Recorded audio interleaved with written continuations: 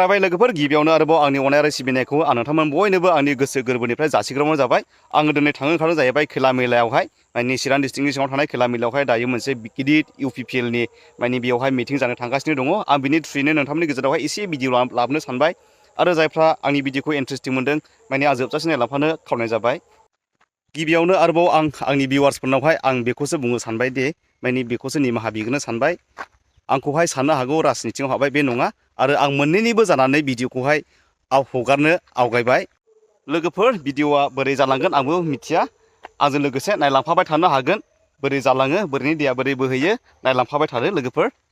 थ' बिदिब्ला आङो दायो मेन लकेसनाव मोनफैबाय खैला मेलायावहाय। बिराद मानसि जादों, एम्फौफोर बायदि थारनि मानसिया होंगो दोंगोनो बेफोरबायदि आरोना। नै बेनो जाहैबाय खैला मेला हाइ स्कुल बेफोरबायदि आरो ने। नायलांफाबाय था लोगोफोर भिडिअखौ।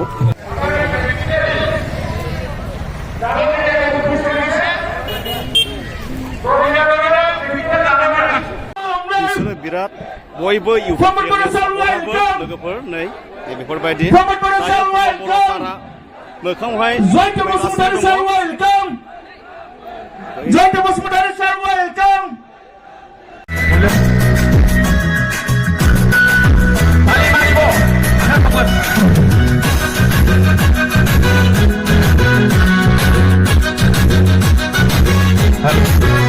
होगोन होननानै होआखै। जोंना प्रमद बर' सारा जोंनो 75,000 होगोन होननानै अलरेडि 3,865टा सेल्फ हेल्प ग्रुपनो 75,000नि 25,000 किस्तिखौ होबाय। बेनि थाखायनो सारखौ आशीर्बाद होनानै बयबो खनसे आखाइ खबनांगौ रायजोफोर। জোরকে চাপৰি দিয়ক আমাৰ সাৰৰ কাৰণে। তেখেতে প্ৰতিশ্ৰুতি দিছে আৰু প্ৰতিশ্ৰুতি ৰাখিছে। 75,000 দিম বুলি কৈ তেখেতে দিছে। তো আজিৰ এই সভাত উপস্থিত আমাৰ ইএম ৰঞ্জিত বসুমতাৰী ডাঙৰীয়া, আমাৰ ইএম ধনঞ্জয় বসুমতাৰী ডাঙৰীয়া, MCLA তথা পলিটিক্যাল সেক্রেটারি মাধৱ চেত্ৰী ডাঙৰীয়া, আমাৰ দলৰ সাধাৰণ সম্পাদক ৰাজু নাৰ্জাৰী ডাঙৰীয়া, আমাৰ হিমন্ত বিশ্ব শৰ্মা ডাঙৰীয়ালৈ কংগ্ৰেচুলেশ্যন জনাইছোঁ। UPPL দল ইতিমধ্যে আপোনালোকে গম পাইছে কি আমাৰ জন্মলগ্নৰ পৰাই আমাৰ প্ৰতিষ্ঠাপক সভাপতি UG ব্ৰহ্ম ডাঙৰীয়া, বৰ্তমান অসমৰ কেবিনেট মন্ত্ৰী UG ব্ৰহ্ম ডাঙৰীয়াই বড়োলেণ্ড অঞ্চলত বিটিআৰ অঞ্চলত এটা গণতান্ত্ৰিক যি পৰিৱেশ পৰিস্থিতিটো ভালকে স্থাপন কৰি সকলো ৰাইজকে গণতান্ত্ৰিক অধিকাৰ প্ৰদান কৰাৰ লগতে বড়োলেণ্ড অঞ্চলত বসবাস কৰা বড়ো, আদিবাসী, গোৰ্খা, ৰাজবংশী, বঙালী, মাইনৰিটি বিভিন্ন জনগোষ্ঠী যিসকল আছে এই সকলো জনগোষ্ঠীকে শান্তি প্ৰদান কৰাৰ কাৰণে কাম আৰম্ভ কৰিছিলে। সেই সময়ৰ পৰাই বড়োলেণ্ড অঞ্চলত নিৰাপত্তা সকলো ব্যক্তিয়ে সকলো জাতি ধৰ্মৰ লোকে নিৰাপত্তা পাব লাগে, ইয়াৰ কাৰণে কাম আৰম্ভ কৰিছিলে।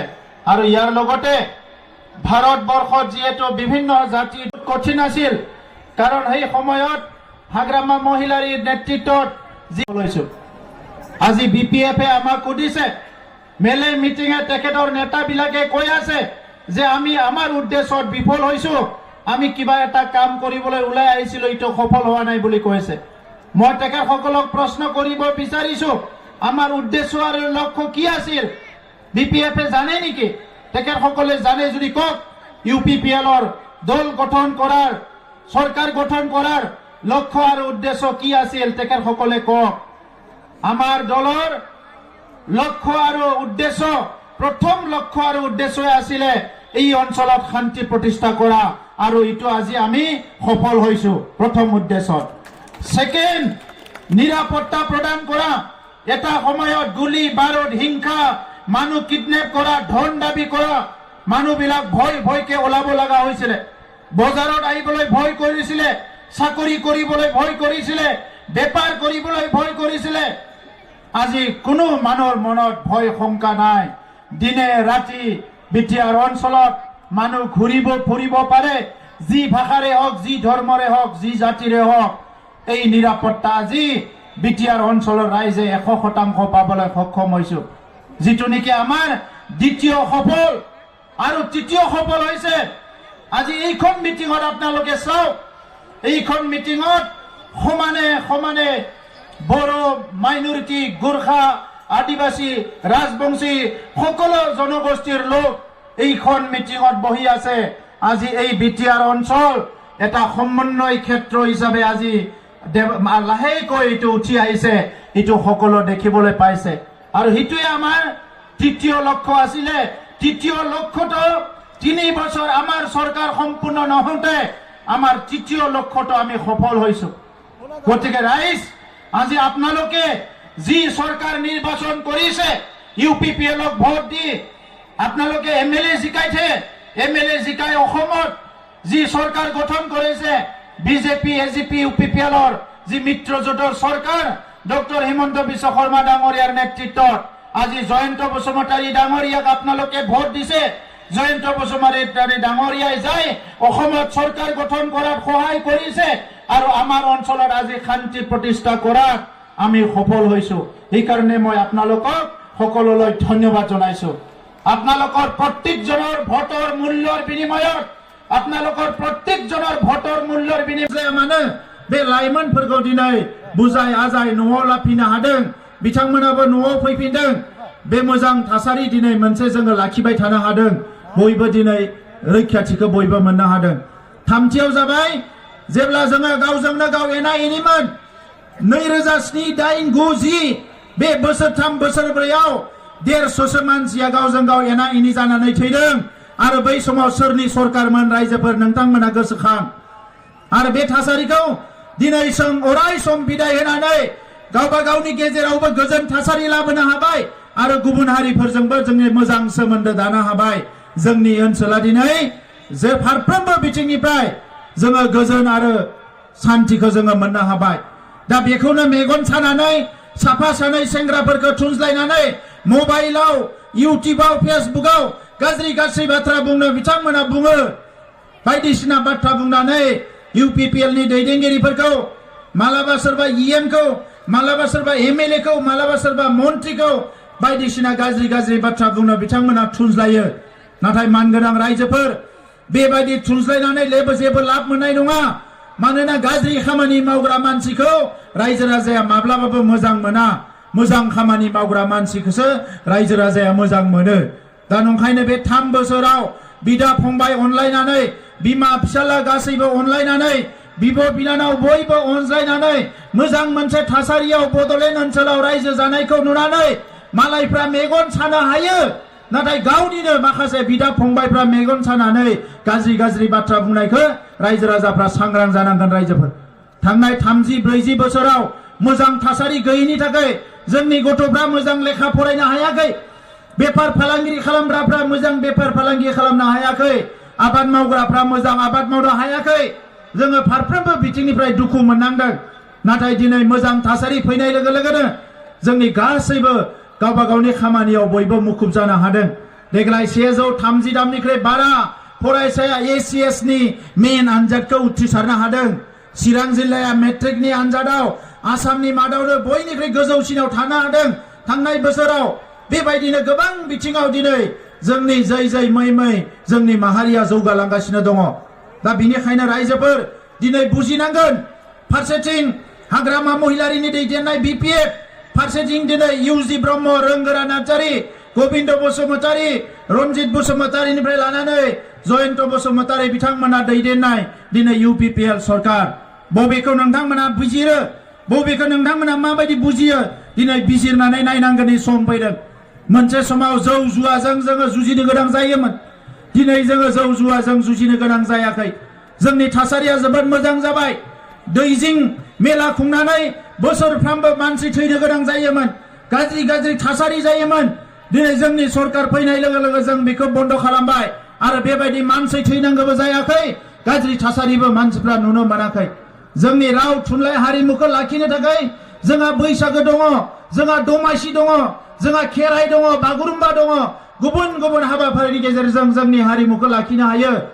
दा नंखायनो रायजोफोर दिनै साननांगौनि सम फैदों निसिमा ओनसोलनि जौगानायनि थाखाय दिनै लामा बेखेवदों दालां बेखेवदों जोंहा माइ गायनो थाखाय दै नांगौ बिनि थाखायनो बान्दो दिनै बेखेवबाय मावरिया बान्दो बेजोंनो बेसेबांबा बुरजा गामिया गायनानै मोनजागोन आरोबाव बान्दो मोननै मोनथाम जाबावगोन चिरां जिल्लायाव गिदिर गिदिर जेजेएमनि दै मोनदों गामि गामि बयबो दै मोनदों जेजेएमनिफ्राय बेबायदिनो दिनै अरुणोदय मोनदों जोंनि मानसिफ्राबो जोंनि माखासे जाय माइक्र' फाइनान्सनि लन लादोंमोन बे लनाबो दिनै सुख'नानै सरकारा होबाय जोङो गोबां थानसालिफ्राव गिर्जाफ्राव 2 लाख रां होनो हानाय जाबाय बेबायदि गोबां आसनि दिनै जों आखायाव लानायफोरखौ जों मावफुंबाय बै समाव खुन्दुं कम्बलनि राजनिति खालामोमोन बिपिएफआ नाथाय दिनै जोङो सेल्फ हेल्प ग्रुपनो 25,000 रां जों होनो हानाय जाबाय दिनै बिथांमोननि सरकार थानायमोनबा सेल्फ हेल्प ग्रुपफोरनो 25,000 रां होनाय नङामोन मानोना 17 बोसोराव बिथांमोना गोसोब्ला सेल्फ हेल्प ग्रुपफोरनो रां होनो हागौमोन नाथाय इलेक्सन फैयोबा मालाबा 10,000 5,000 होनानै गावसोर मन'जोबोमोन दिनै जोङो जि खोथाखौ नोंथांमोननो होदोंमोन बेखौ जोङो लासै लासै मावफुंनायनि थाखाय आखायाव लाबाय आरो बिनि थाखायनो रायजोफोर नैबे समा राजखान्थि फारसे गोख्रों जानायनि सम थांखांनाय समनि जि माखासे दुखुनांथाव थासारि बे जाहाथे जोंनि हारियाव फैफिननो हाया बिनि थाखाय जों सांग्रां जानांगोन जोंनि गोरोबथायाव दिनै जिखिनि एनडिबिनि बिदा फंबाय माखासे केसा जोबनांगौ बिनि थाखायबो जों खामानि मावबाय थादों जेलनि थाखाय बरननो थाखाय बिनि थाखायबो जों खामानि मावबाय थादों आरो जिखिनि रिहेबिलिटेसन मोननांगौ बिनि थाखायबो खामानि मावबाय थादों जायफोर मुंख्लं जालांबाय बिथांमोना अनसुंथाइ मोननांगौ बिनि थाखायबो जों खामानि मावबाय थादों दा नंखायनो लामा दालां जाम्फै बानायनायजों लोगोसे हारिनि जेंनाखौ सुस्रांनायजों लोगोसे साफ्रोमबो फरायसाया जाहाथे गोग्गो सोलोंथाइ मोननो हायो बिनि थाखायबो जों खामानि मावबाय थादों जों मालाबाबो बावनाय नङा मानोना गोब्राब मोनसे थासारिजों उन्दै समनिफ्रायनो जोङो थाखो 3 थाखो 4 थाखो 5आव फरायनाय समनिफ्रायनो सोमावसारनायखौ नुदों आरो हाई स्कुलनि समनिफ्रायनो सोमावसारनायाव बाहागो लाबोदों आरो दिनैनो 5,000 सुबुं मदद होदों जोङो रां मदद होदों अनसाय बिथांखि बानायनानै जोङो 27,000 सुबुंनो न'खरनो थाखाय 5,000 अनसुंथाइ होदों थिग बेबायदिनो रक निर्माल बिटिआरनि गेजेरजोंबो अनसुंथाइ होगासिनो दङ दा मानगोनां रायजोफोर दा नंखायनो नैबे समाव बयबो सांग्रां जानांगोन गोब्राब थासारिजों फैदों दिनै थासारिया मोजां फैदों ओरैनो फैयाखै नोंथांमोना बयबो खौसेयै भट होनानै इउपिपिएलनि सरकार लाबोनायखायसो थासारिया बेबायदि फैदों आरो बे थासारिखौ अराय सम लाखिनांगोन मानोना बड'फाया होलांनाय बिबानखौ दिनै जोङो मोगथां महर होनांगोन जोङो बर' माहारिखौ गेरेमसा माहारि दानायनि हाबाफारिखौ मावफुंनांगोन स' दा राइज ইতিমধ্যে জন্ম পৰা ব্যক্তি তেখেতসকলে আছে সকলোৱে ৰেডি থাকিব তো প্ৰথমতে আমি মঞ্চত মাতিম আমাৰ নিচিমা ব্লক বিপিএফৰ बिसोरनो जाहैबाय आमटेकानि बिपिएफ दलनिफ्राय थांनाय नायना ला फारियै लोगोफोर नै बिसोरनो जाहैबाय आमटेकानिफ्राय इउपिपिएलआवहाय जइन जाहैनाय दायो आं मुङाखौ बुंथ'ला ना हो के भी करीब तू हमेशा पास था के 100 जन्म भी देखता मैं तेरा रास्ता जो भी है सब मेरा तेरे हवाले कर दिया जिस्म का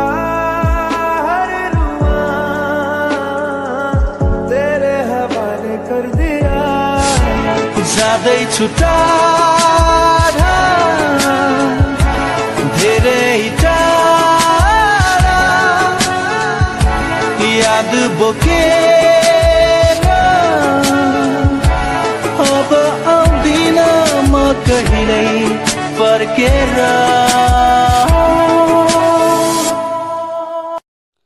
दायो गुबुन गुबुन हारिनिफ्राय फैनाय जयनिं हाबाफारिया सोलिगासिनो बिसोरनोहाय दायो इउपिपिएलनि फ्लेग बा फास्राखौहाय गोदोनायावहाय मानगोनां इएम रनजित बसुमतारिया सोगासिनो दङ नै But you're far away to hold me. You know I'm the one who